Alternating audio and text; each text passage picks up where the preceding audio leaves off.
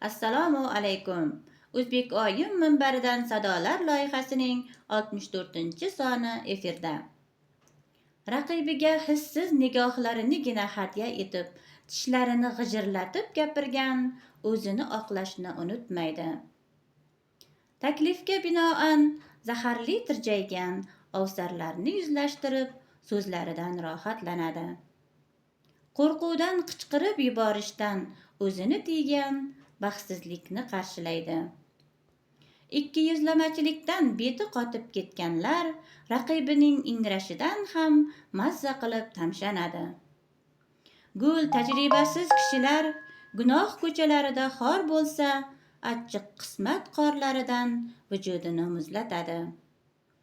Ortiqcha baho berilsa, baqadek baqrayganlar tantiqlarning joniga oro kirmaydi. Tashvish nafasini sezib, eti junjikkanlarni umid havasigina isitib turadi.